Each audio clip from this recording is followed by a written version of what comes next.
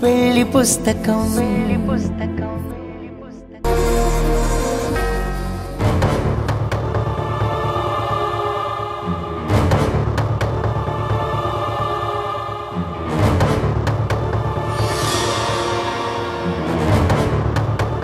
ఓహో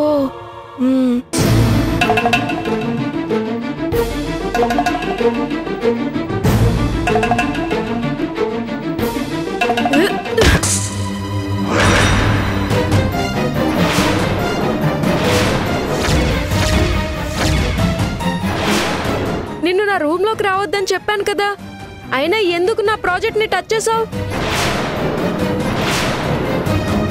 నువ్వు ముట్టుకోవడం వల్లే ఫస్ట్ ప్రైజ్ రావాల్సిన ప్రాజెక్టు వేస్ట్ అయింది. సారీ సిద్ధు, నీకు హెల్ప్ చేద్దామని.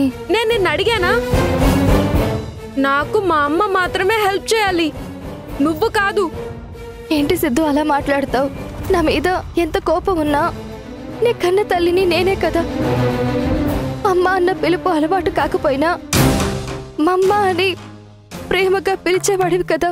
అది ఒకప్పుడు, ఇప్పుడు నువ్వు డెవిల్వి. నిన్ను చూస్తుంటే నాకు కోపమే వస్తుంది.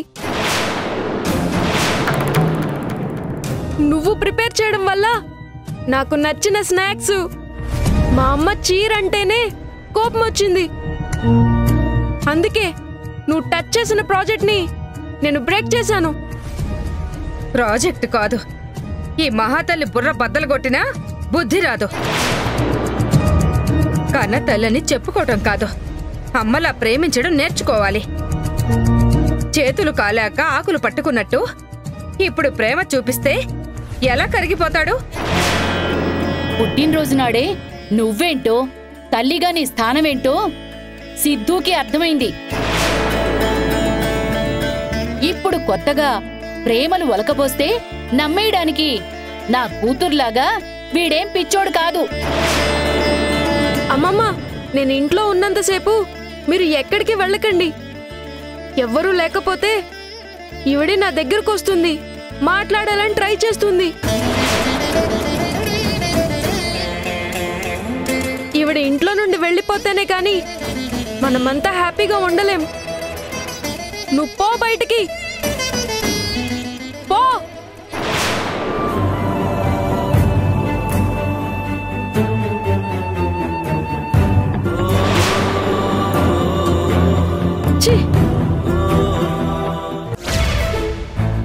అభిలాషను తిడుతున్న ప్రతిసారి సాక్షి అడ్డుపడుతుంది.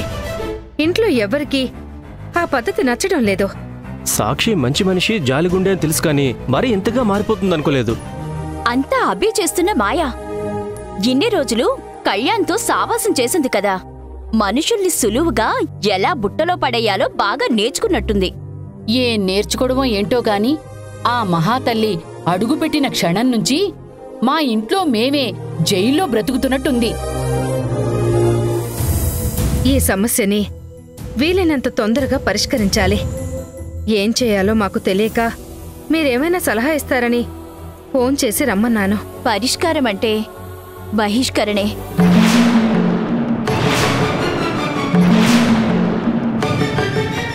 అవునత్తయ్య, ఒంట్లో బాలేదని సాక్షి ముందు సింపతి డ్రామాలాడుతున్న అభిని బయటకు గెంటేయాలి. అంతకు మించి వేరే దారి లేదు.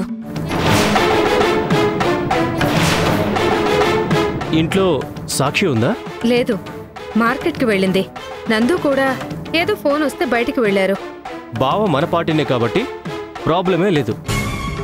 సాక్షి ఇంట్లో లేదు కాబట్టి మన ప్లాన్ వర్కౌట్ చేయడానికి ఇదే పర్ఫెక్ట్ టైం. నేను వెళ్ళి ఆటో తీసుకొస్తాను. ఆ శనిగ్రహాన్ని శాశ్వతంగా బయటికి పంపించేద్దాం.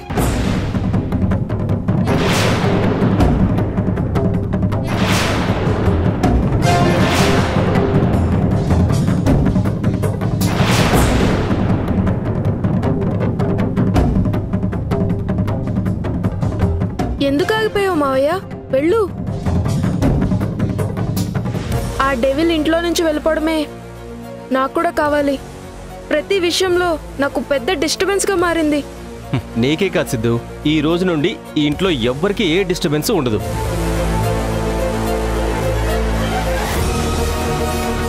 అమ్మమ్మ, అమ్మ ఇంటికి రాకముందే ఆ డెవిల్ని బయటకు పంపించేయాలి, లేదంటే మీ ప్లాన్కి అడ్డుపడుతుంది. కన్నతల్లి గురించి సిద్ధు ఇంత కోపంగా మాట్లాడుతున్నా ఏ మాత్రం పౌరుషం లేకుండా అభి ఇంట్లో ఎలా ఉంటుందో ఏంటో. ఇక్కడి నుండి వెళ్తే మళ్ళీ రోడ్లు పట్టుకుని తిరగాలి అన్న భయం దానికి. అందుకే అన్నీ మర్చిపోయి గుదిబండలా బ్రతుకుతుంది. గుదిబండో గురువిందో ఈ రోజుతో పీడ విరగడైపోతే చాలు.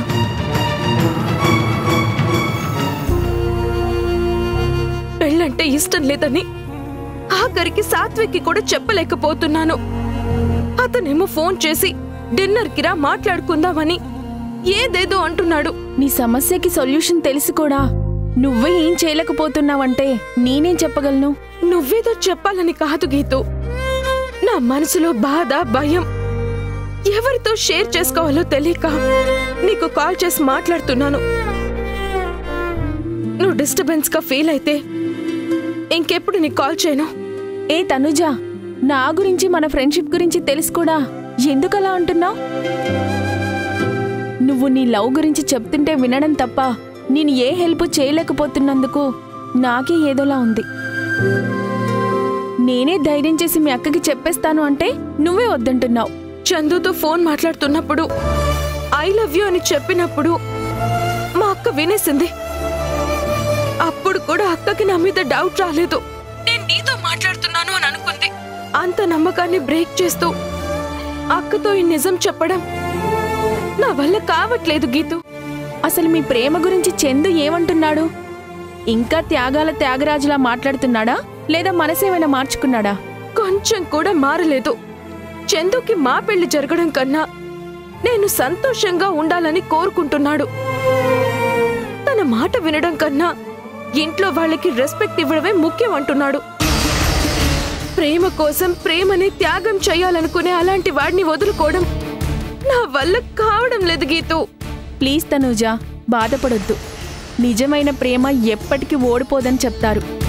మీ అక్క మీద నువ్వు పెంచుకున్న రెస్పెక్ట్, మీ అక్క నీ మీద పెంచుకున్న నమ్మకం అన్నీ కలిసి గెలిచే రోజు వస్తుంది.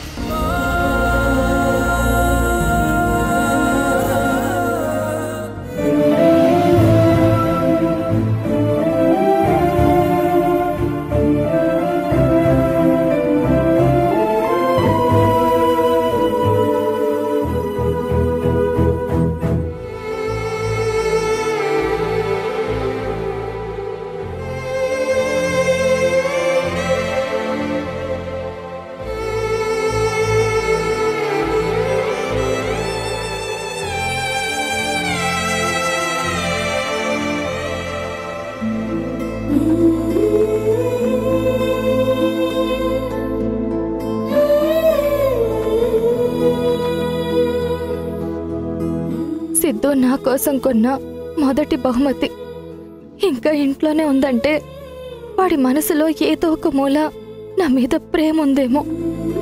నా ప్రాణం పోయేలోపు ఆ ప్రేమని చూడాలి.